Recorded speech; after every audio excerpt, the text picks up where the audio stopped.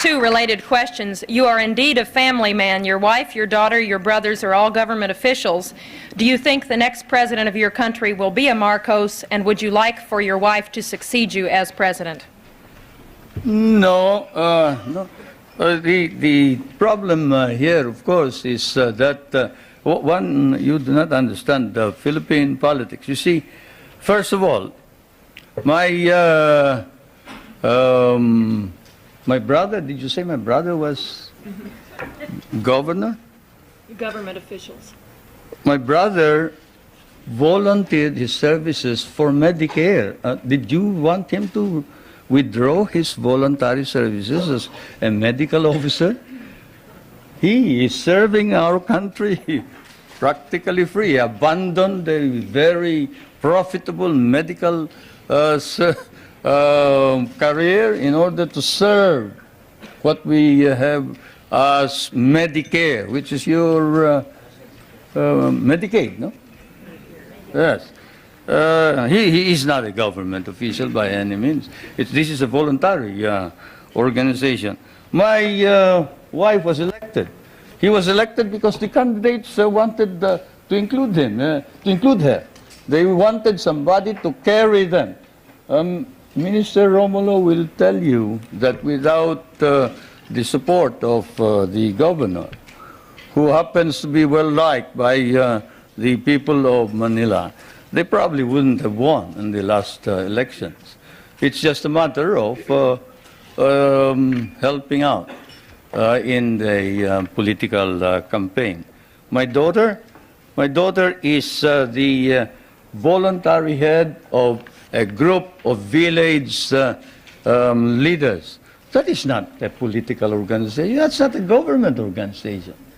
This is an association of young kids who are organized in order that they can help each other.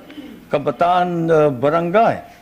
And I am surprised that you hold it against these young kids, that they get together so they can play football, they can encourage sports, they can encourage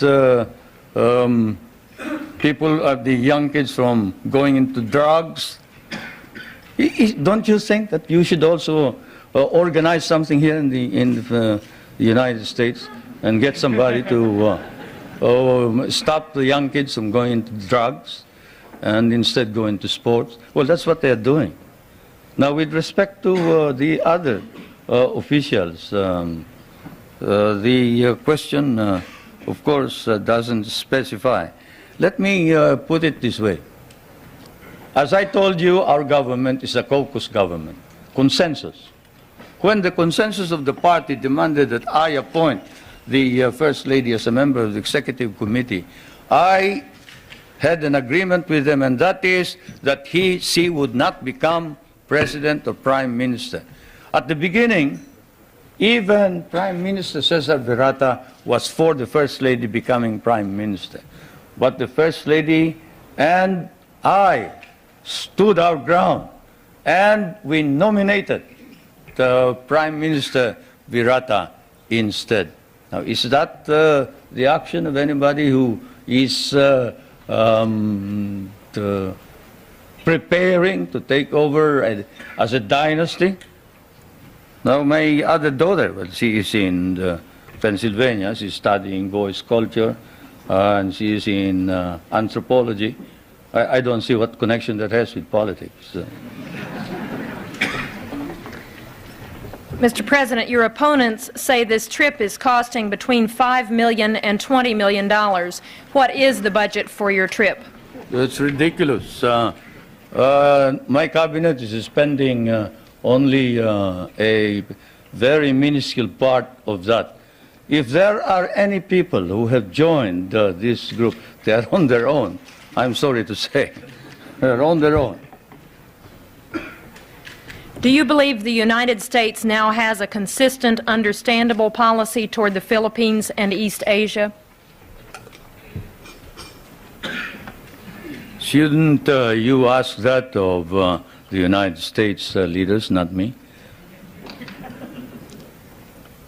But as far as I'm concerned, yes, insofar as we can understand.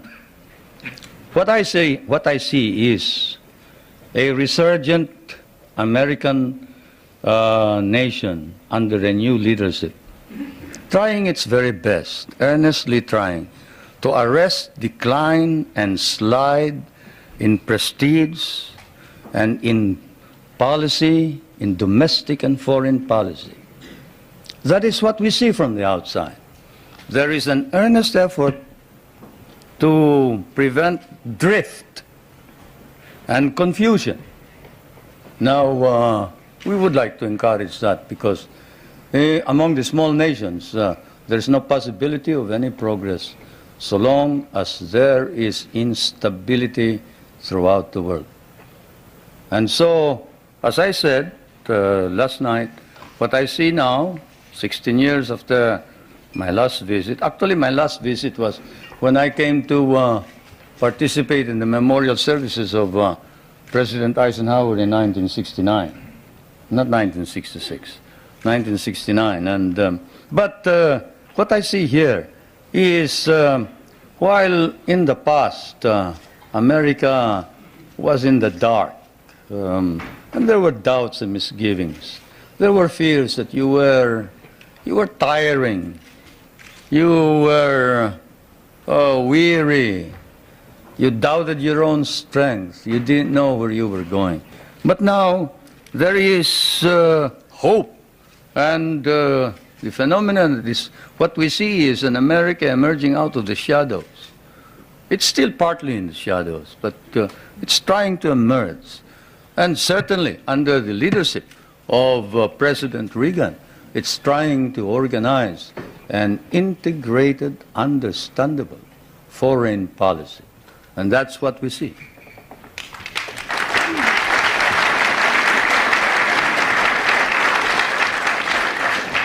There is widespread malnutrition in the Philippines, and only 1/3 of your labor force has regular employment. Given this, how do you justify the prosperity in which you, your family, and friends live? But you must like us, the way you ask those questions.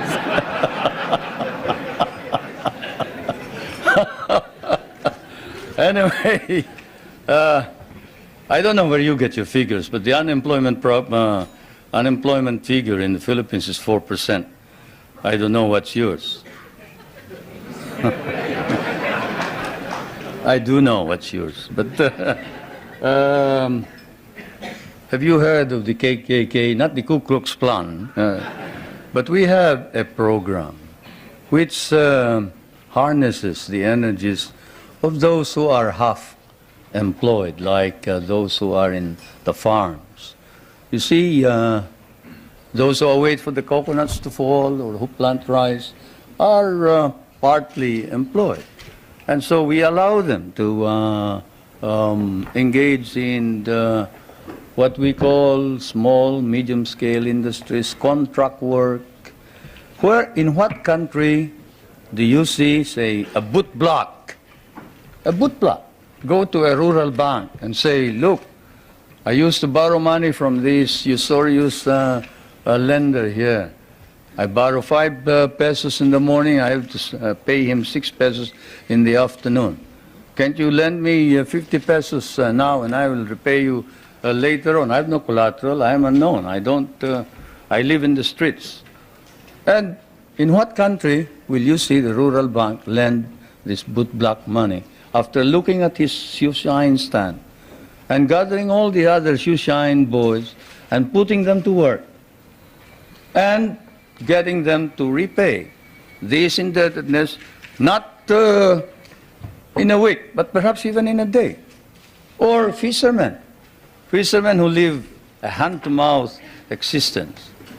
Even here, in your prosperous United States, can a poor fisherman go to a bank and borrow money on his name, on his signature? He cannot. But here in the Philippines, he can. A poor fisherman can go to the bank and say, look, I live in so-and-so, and the chairman of my village can certify that I am a poor fisherman. And I would like to organize a group. Can you lend us 5,000 so I can buy a motor, I can buy a net, I can buy a small boat, and we can improve our earnings? And under our laws, we have set aside funds which then are lent out. And we have been able to lend out about 1,200,000,000 pesos under this scheme, and they have been repaid. They have been repaid, and that's the worst part about it, isn't it? Many people don't believe it, but they have been repaid. And so we have a situation where the work ethic has been encouraged. We tell everybody, you don't plant rice, you don't eat rice. You don't work, you don't get anything. But you work. We'll give you the wherewithal. We'll give you the funds. We'll teach you how to work if necessary. And we will see to it that we will sell your products. That's what's happening in the countryside.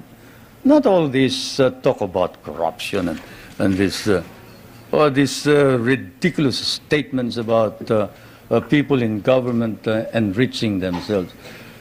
When you have activists like Luis Tarok and Jerry Montemayor and Nilo Tayag and these men who were ready to kill the president, but who now says that the reforms that are being instituted are for the good and welfare of the country, you don't engage in any of this foolishness that you talk about. No, everybody is sincere and earnest about making our democracy work. And I can tell you that whoever has told you about these unwholesome observations about the Philippines, better come back to the Philippines. I'll pay for your trip so you can see what's actually happening. Thank you, Mr. President. Before I ask our final question, I want to present you with a certificate of appreciation for appearing once again at the National Press Club and with an updated version of the National Press Club necktie. Thank you.